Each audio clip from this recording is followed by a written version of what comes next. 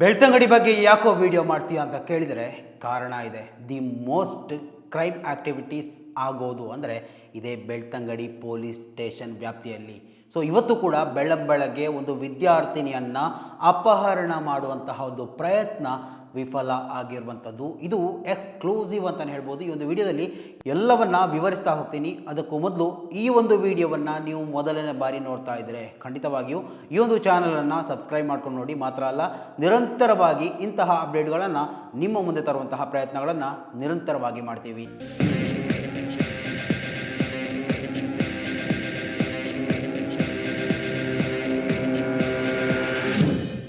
Actual ಟಾಪಿಕ್ಗೆ ಬರೋದಕ್ಕಂತಲೂ ಮೊದಲು Belthangady police station ಬಗ್ಗೆ ಒಂದಷ್ಟು ವಿಚಾರಗಳನ್ನು ಹೇಳಲೇಬೇಕು. ಅಂದರೆ ಇವತ್ತು ಸಾರ್ವಜನಿಕವಾಗಿ ಹೆಚ್ಚು ಕೇಳಲ್ಪಡುವಂತಹ ಒಂದು ವಿಚಾರ, ಅಲ್ಲಿನ ನ್ಯಾಯಾಧೀಶರಿಗೆ, ಅಲ್ಲಿನ ವಕೀಲರಿಗೆ, ಅಲ್ಲಿನ ಪೊಲೀಸ್ ಅಧಿಕಾರಿಗಳಿಗೆ ಒಂದಷ್ಟು ಸಮಯ ಕೂಡ ಬಿಡುವು ಅನ್ನೋದು ಸಿಗೋದಿಲ್ಲ. ಯಾಕಂತ ಕೇಳಿದರೆ ಇಡೀ ಆ ಒಂದು ತಾಲೂಕಿನಲ್ಲಿ ಆಗುವಂತಹ ಕ್ರೈಮ್ ಆಕ್ಟಿವಿಸ್ಟ್ಗಳನ್ನು ಅಥವಾ ಆ ಒಂದು ಆ್ಯಕ್ಟಿವಿಟೀಸ್ಗಳನ್ನು ತಡೆಯೋದಕ್ಕೆ ಅವರಿಂದ ಸಾಧ್ಯ ಆಗ್ತಾ ಇಲ್ಲ.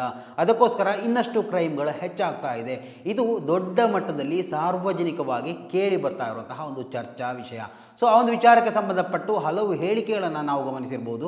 ಸೊ ಇವೆಲ್ಲ ಹೇಳಿಕೆಗಳು ಸತ್ಯ ಅಂತ ಹೇಳುವಂತೆ ಇವತ್ತು ಬೆಳಗ್ಗೆ ಮೂವರ ತಂಡ ಓರ್ವ ವಿದ್ಯಾರ್ಥಿನಿಯನ್ನು ಅಪಹರಣ ಮಾಡೋದಕ್ಕೆ ವಿಫಲ ಯತ್ನ ಮಾಡಿರುವಂಥದ್ದು.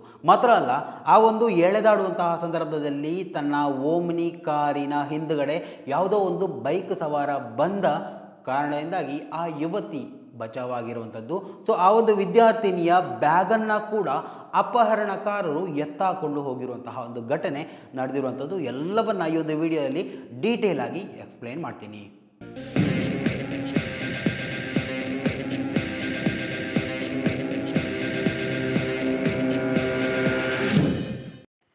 ಬೆಳ್ತಂಗಡಿ ತಾಲೂಕಿನ ಸುದೇಮುಗೇರು ಗ್ರಾಮದಲ್ಲಿ ನಡೆದಂತಹ ಒಂದು ಘಟನೆ. ಕಾಲೇಜಿಗೆ ಹೋಗ್ತಾ ಇದ್ದಂತಹ ವಿದ್ಯಾರ್ಥಿನಿಯನ್ನು ಏಕಾಏಕಿಯಾಗಿ ಓಮ್ನಿ ಕಾರ್ನಲ್ಲಿ ಬಂದಂತಹ 3 ವ್ಯಕ್ತಿಗಳು ಅಡ್ಡಗಟ್ಟಿ ಆಕೆಯನ್ನು ಎಳೆದಾಡಿ ಕಾರಿನಲ್ಲಿ ತುಂಬಿಸಿಕೊಳ್ಳುವಂತಹ ಪ್ರಯತ್ನವನ್ನು ಮಾಡ್ತಾರೆ. ವಿದ್ಯಾರ್ಥಿನಿ ಬೇರೆ ಯಾರೂ ಅಲ್ಲ, 16 ವಯಸ್ಸಿನ ಹದಿಹರೆಯದ ಯುವತಿ, ಅಪ್ರಾಪ್ತೆ ಯುವತಿ. ಈಕೆ ಕಾಶಿಬೆಟ್ಟು ಕಾಲೇಜಿನಲ್ಲಿ ಪ್ರಥಮ PUC ವಿದ್ಯಾರ್ಥಿನಿ.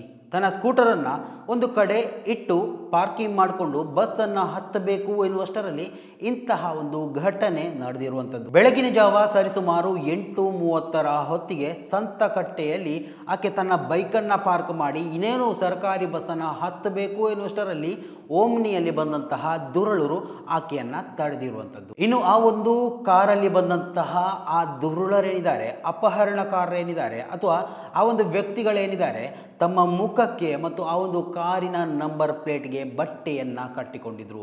ವೆಲ್ ಪ್ರೀ ಪ್ಲ್ಯಾಂಡ್ ಆಗಿ ಈ ಒಂದು ಕೃತ್ಯವನ್ನು ಮಾಡಬೇಕು ಅಂತಾನೆ ಆ ಒಂದು ಸಂತಕಟ್ಟೆ ಎನ್ನುವಂತಹ ಬಸ್ ಸ್ಟಾಪ್ ಹತ್ರ ಬಂದಿದ್ರು.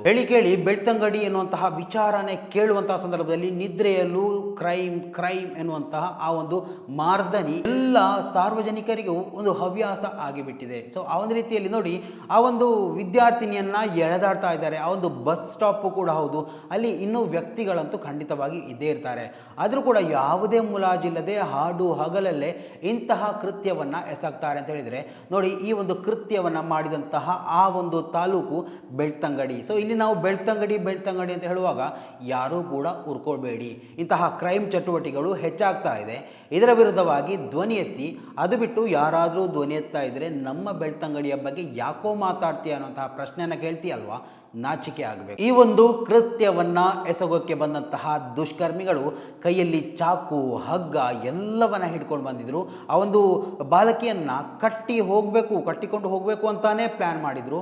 ವ್ಯವಸ್ಥಿತವಾಗಿ ಎಲ್ಲವನ್ನ ಮಾಡಿದ್ರು. ಆದರೆ ಅವರ ಗ್ರಾಚಾರ ಅಂತ ಹೇಳಬೇಕು, ಅವರು ಓಮ್ನಿ ನಿಲ್ಲಿಸಿದ ಗಾಡಿಯ ಹಿಂದ್ಗಡೆ ಒಂದು ಬೈಕ್ ಸವಾರ ಬರ್ತಾ ಇರೋದನ್ನು ಗಮನಿಸಿ ಆಕೆಯನ್ನ ಬಿಟ್ಟು ಆಕೆಯ ಬ್ಯಾಗನ್ನು ಎತ್ತಾಕೊಂಡು ಆ ಒಂದು ಓಮ್ನಿ ಅಲ್ಲಿಂದ ಕಾಲ್ಕಿತ್ತಿರುವಂಥದ್ದು. ಇನ್ನು ಯಾರೋ ಬರ್ತಾ ಇದ್ದಾರೆ ಅಂತ ಹೇಳಿ ಕೇಳಿ ಆ ಯುವಕರು ಈ ಬಾಲಕಿಯನ್ನ ಅಲ್ಲೇ ಬಿಟ್ಟು ಹೋಗ್ತಾರೆ. ಆದರೆ ಆ ಒಂದು ಚೂರಿ ಅಥವಾ ಹಗ್ಗ, ಆ ಒಂದು ಏನು ವ್ಯವಸ್ಥೆ ಮಾಡಿಕೊಂಡು ಬಂದಿದ್ರು, ಇದರ ಎಳೆದಾಟದಿಂದಾಗಿ ಆ ಬಾಲಕಿಯ ಕೈಗೆ ಚೂರಿಯ ಗಾಯ ಆಗಿರುವಂಥದ್ದು, ಎಳೆದಾಡಿರುವ ಗಾಯ ಆಗಿರುವಂಥದ್ದು, ಆಕೆ ಹಾಕಿದಂತಹ ಬ್ಯಾಗನ್ನು ದುಷ್ಕರ್ಮಿಗಳು ಎತ್ತಾಕೊಂಡು ಹೋಗಿರುವಂಥದ್ದು.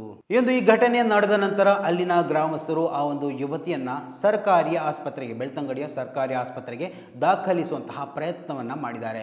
ಇನ್ನು ಬೆಳ್ತಂಗಡಿ ಪೊಲೀಸ್ ಠಾಣೆಯಿಂದ ಪೊಲೀಸ್ ಅಧೀಕ್ಷಕರು ಈ ಒಂದು ವಿಚಾರ ತಿಳಿತಾ ಇದ್ದಂತೆ ಸರ್ಕಾರಿ ಆಸ್ಪತ್ರೆಗೆ ದೌಡಾಯಿಸಿ ಬಂದಿದ್ದಾರೆ. ಮಾತ್ರ ಅಲ್ಲ, ಒಂದು ವಿದ್ಯಾರ್ಥಿನಿಯಿಂದ ಏನಾಯಿತು, ಏನು ವಿಚಾರ ಅನ್ನೋದರ ಬಗ್ಗೆ ವಿಚಾರಣೆಯನ್ನು ಕೂಡ ನಡೆಸ್ತಾ ಇರುವಂಥದ್ದು. ಈ ಒಂದು ವಿಚಾರದಲ್ಲಿ ಆ ಒಂದು ಅಪ್ರಾಪ್ತ ಬಾಲಕಿಗೆ ಆ ಯುವಕರ ಬಗ್ಗೆ ಮಾಹಿತಿ ಏನಾದರೂ ಇತ್ತ, ಏನು ಆ ಒಂದು ಸ್ಥಳೀಯರೇ ಈ ಒಂದು ವಿಚಾರ ಮಾಡಿರಬಹುದಾ, ಅಥವಾ ಇನ್ನೊಂದು ನಿಗೂಢವಾಗಿ ಹಲವು ಪ್ರಕರಣಗಳು ಈ ಒಂದು ಬೆಳ್ತಂಗಡಿ ತಾಲೂಕಿನಲ್ಲಿ ನಡೆದ ಹಾಗೆ ಈ ಒಂದು ಪ್ರಕರಣಕ್ಕೂ ಏನಾದರೂ ಬೇರೆ ನಿಗೂಢತೆ ಇದೆಯಾ? ಸೊ ಈ ಒಂದು ವಿಡಿಯೋವನ್ನ ಯಾರೆಲ್ಲ ವೀಕ್ಷಣೆ ಮಾಡ್ತಾ ಇದ್ದೀರಾ, ಬೆಳ್ತಂಗಡಿಯವರಾಗಿದ್ರು, ಹೊರಗಿನವರಾಗಿದ್ರು, ರಾಜ್ಯದಲ್ಲಿ ಯಾವ ಮೂಲೆಯಲ್ಲಿದ್ದರೂ ಕನ್ನಡ ಭಾಷೆಯನ್ನ ತಿಳಿಯುವವರು ದಯವಿಟ್ಟು ಈ ಒಂದು ವಿಚಾರದಲ್ಲಿ ನಿಮ್ಮ ಅಭಿಪ್ರಾಯಗಳನ್ನು ಕೂಡ ಕಮೆಂಟ್ ಮಾಡಿ. ಮುಂದಿನ ಮಾಹಿತಿಯೊಂದಿಗೆ ಮತ್ತೆ ಭೇಟಿಯಾಗೋಣ. ಅಲ್ಲಿವರೆಗೂ ನಮಸ್ಕಾರ.